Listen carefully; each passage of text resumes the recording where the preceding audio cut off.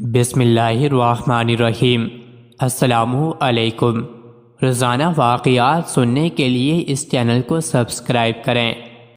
حضرت عمر رضی اللہ عنہ نے مجاہدین کی صحت کا خیال رکھنے کے لیے حضرت سعد بن ابی وقاص رضی اللہ عنہ کو حکم دیا کہ کوئی ایسا خطہ تلاش کرے جس میں خشکی اور نمی ایک جیسی ہو۔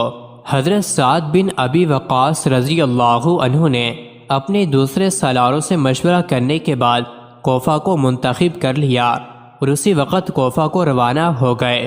وہاں انہوں نے ایک بلند جگہ منتخب کی اور حکم دیا کہ یہاں مسجد کی تعمیر شروع کی جائے۔ ایک تیر انداز کو مسجد کی جگہ کھڑا کر کے کہا گیا کہ وہ چاروں طرف ایک ایک تیر پھینکے۔ جب تیر پھینکے گئے تو آپ نے حکم دیا جہاں جہاں تک تیر پہنچے ہیں اس تمام جگہ کا بازار اور آبادی بنا دی جائے۔ مسجد کے قریب ہی ایک بہت خوبصورت مکان تعمیر کیا گیا جس میں بیت المال کی تعمیر بھی شامل تھی۔ اس عمارت کا نام قصر سعد رکھا گیا۔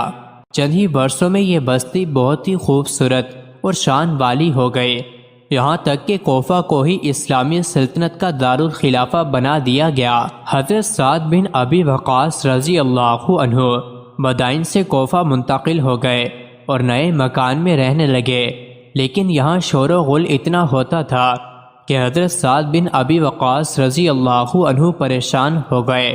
انہوں نے معمار کو بلا کر کہا کہ مجھے اس شور و غل اور ہنگامے سے نجات دلاؤ، اس شور و غل کے لیے میرے گھر کے دروازے بند کر دو۔ معمار نے اس مکان میں کچھ ایسے اضافے کیے کہ یہ چھوٹا سا ایک محل بن گیا۔ اس کے آگے معمار نے مضبوط اور ایک نہایت خوبصورت دروازہ لگایا جو بند ہوتا تھا تو ذرا سا بھی شور و غل اس کے اندر نہیں آتا تھا۔ ایک بار وہاں سے کوئی شخص مدینہ منورہ آیا اور امیر المومنین سے ملا۔ کوفہ کے متعلق بات چلی تو اس شخص نے امیر المومنین حضرت عمر رضی اللہ عنہ کو بتایا کہ امیر لشکر حضرت سعد رضی اللہ عنہ نے محل جیسا مکان تعمیر کروایا ہے اور اس کے سامنے ایک محل جیسا دروازہ لگایا ہے۔ حضرت عمر رضی اللہ عنہ نے یہ بات سنی تو ایک صحابی محمد رضی اللہ عنہ بن مسلمہ کو بلایا اور حکم دیا کہ ابھی کوفہ روانہ ہو جاؤ، سعد کے مکان کے دروازے کو بغیر پوچھے آگ لگا دینا اور پھر یہ خط اسے دے دینا اور وہیں سے واپس آ جانا۔ محمد رضی اللہ عنہ بن مسلمہ اسی وقت روانہ ہو گئے۔ لمبی مسافت کے بعد کوفہ پہنچے۔ حضرت سعد بن ابی وقاص رضی اللہ عنہ کو اطلاع ملی تو انہوں نے انہیں بلایا۔ وہ حضرت سعد رضی اللہ عنہ کے گھر گئے لیکن اس کے اندر جانے سے انکار کر دیا۔ حضرت سعد رضی اللہ عنہ باہر آئے اور انہیں کہا کہ وہ پہلے اندر چل کر کھانا کھائیں۔ حضرت محمد بن مسلمہ نے انکار کر دیا اور دروازے پر تیل پھینک کر آگ لگا دی۔ حضرت سعد بن ابی وقاص رضی اللہ عنہ اس خیال سے چپ رہے کہ یہ کوئی حکم ہے جس کی تعمیل ہو رہی ہے۔ حضرت محمد رضی اللہ عنہ بن مسلمہ نے حضرت عمر رضی اللہ عنہ کا خط حضرت سعد رضی اللہ عنہ کو دیا۔ انہوں نے خط پڑھا۔ حضرت عمر رضی اللہ عنہ نے لکھا تھا، مجھے اطلاع ملی ہے کہ تم نے اپنے لیے محل تعمیر کروایا ہے اور اسے ایک خوبصورت قلعے کی شکل دے دی ہے اور تم نے اس کا نام قصر سعد رکھا ہے۔ میں سمجھ سکتا ہوں کہ تمہارے دروازے پر ان لوگوں کے لیے رکاوٹ پیدا ہوگی جو تم تک پہنچنا چاہتے ہیں۔ یہ تمہارا محل نہیں، یہ تمہارا اور امت کی ہلاکت کا محل ہے۔ اس میں تم نے بیت المال تعمیر کروا کر اسے اپنے محل کا ایک حصہ بنا ڈالا ہے۔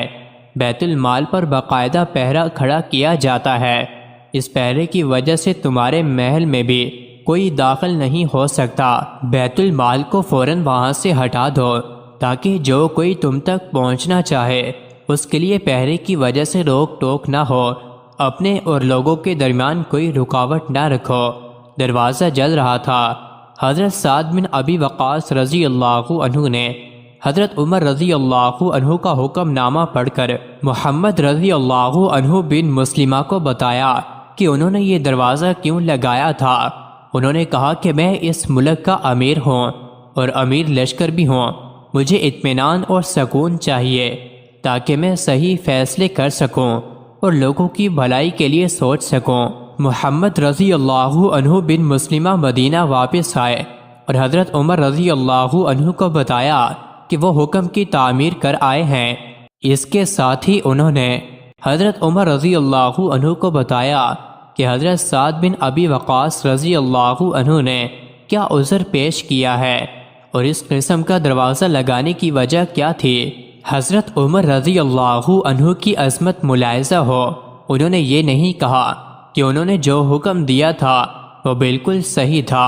انہوں نے محمد رضی اللہ عنہ بن مسلمہ سے کہا کہ انہیں یہ عذر قبول کر لینا چاہیے تھا، اندھا دھند حاکم کے حکم کی تعمیل نہیں کرنی چاہیے۔